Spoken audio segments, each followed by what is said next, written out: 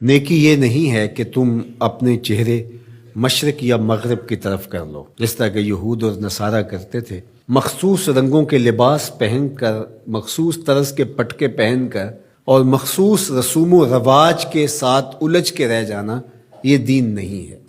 لیس البر، یہ نیکی نہیں ہے، ان تولو، کہ تم پھیر لو، وجوہکم، اپنے چہروں کو، قبل المشرق والمغرب، مشرق اور مغرب کی طرف، ولیکن البر من آمن باللہ، نیکی کیا ہے کہ کوئی اللہ پر ایمان لائے، اس کا دل اپنے رب کو مانے۔ تو نیکی کی حقیقت یہ ہے کہ آپ اپنے رب کے ہو جائیں۔ جب رب کے ہو جائیں گے تو پھر اس کے دیے ہوئے نظام کو آپ من و عن تسلیم کریں گے۔ اٹھنے بیٹھنے سے لے کر انداز معاشرت تک، امور سیاست سے لے کر طرز حیات تک، کاروبار سے لے کر نجی زندگی تک، آپ کی زندگی کا ایک گوشہ اپنے رب کے دیے ہوئے نظام کی مطابقت میں ہوگا۔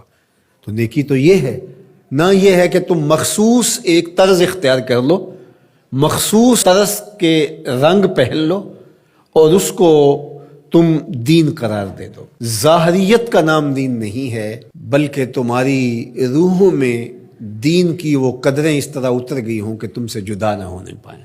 یہاں یہ بات بھی ذہن نشین رہے کہ جو ہمارے اعتقادات ہوتے ہیں ان کا ہمارے عمل پر، رویے پر، طرز زندگی پر ضرور اثر ہوتا ہے۔ عقیدہ ہمارے عمل کی بنیاد ہوتا ہے۔ تو اگر میرا یہ عقیدہ ہے کہ میں اللہ وحدہ لا شریک کو مانتا ہوں، تو پھر اس کا لازمی نتیجہ یہ ہے کہ غیر کا خوف میرے سینے سے نکل جائے گا۔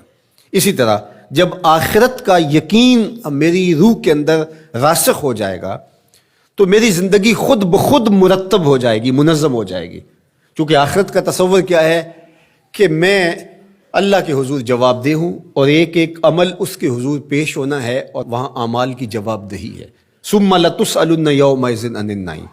تو پھر کس طرح میں بند کمرے کے اندر بھی جرم کر سکتا ہوں جب یہ عقیدہ میرے ساتھ جڑ گیا ہے؟ جب ہم اپنے عمل میں کمزور ہوتے ہیں تو ہمارے عقیدے کے اندر کچھ جھول ہوتی ہے، کمزوری ہوتی ہے، اس کمزوری کی وجہ سے عمل کمزور ہوتا ہے۔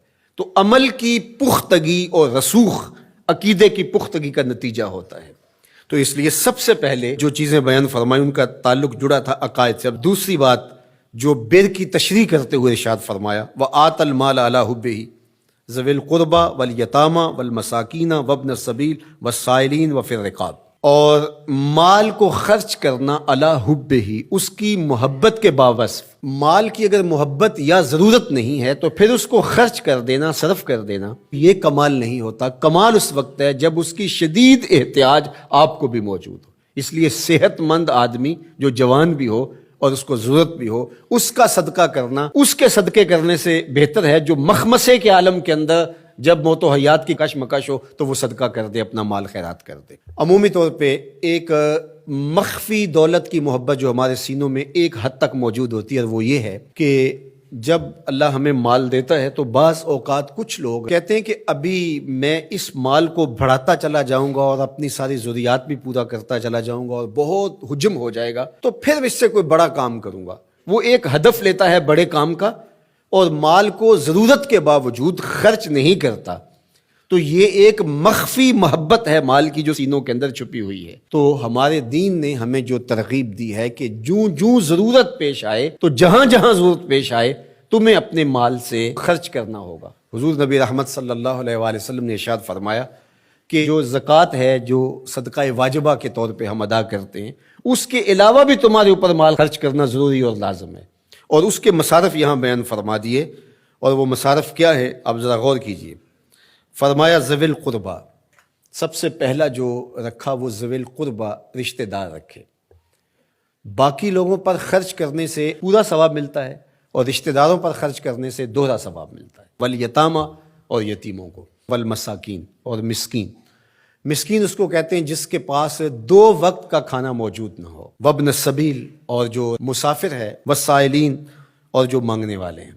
تو اگر اس کے پاس 2 وقت کا کھانا نہیں ہے تو وہ اگر مانگے بقدر کفاف اور 2 وقت کا کھانا مل جائے تو پھر مانگنا ترک کر دے تو اس کے لیے جائز ہے اور شریعت اس کو روکتی نہیں، اور ایسے شخص کو دینا ثواب بھی ہے۔ لیکن جو شخص جمع کیے ہوئے ہو، اس کے پاس موجود ہو، دولت بڑھانے کے لیے یا عادتاً مانگتا ہو، تو ایسے شخص کو نہ دینا چاہیے اور نہ اس کی حوصلہ افزائی کرنی چاہیے۔ وفی الرقاب، اور جو غلام ہیں ان کو غلامی کے بوجھ سے آزاد کرنے کے لیے مال خرچ کرنا۔ دور موجود کے اندر اگر کوئی قرض میں جکڑا ہوا ہے تو وہ بھی پھنسی ہوئی گردن ہے اس کو، اور میں سمجھتا ہوں کہ اس کے زمرے میں وہ شخص جس کی بیٹیاں جوان ہیں اور اس کے پاس کوئی رقم نہیں ہے کہ ان کی شادی کر سکے اور اس کی مدد کی جائے، تو یہ بھی اس سے ملتا جلتا حکم اس کے ساتھ یہ جڑ جائے گا کہ اس پھنسے ہوئے مجبور کی گردن کو چھڑایا جائے۔ وَأَقَامَ الصَّلَاةَ وَآتَى الزَّكَاةَ، اور نماز قائم کرنا اور زکوٰۃ ادا کرنا، وَالْمُوفُونَ بِعَهْدِهِمْ إِذَا عَاهَدُوا، اور عہد کو پورا کرنا جب وہ عہد کر بیٹھے، وَالصَّابِرِينَ،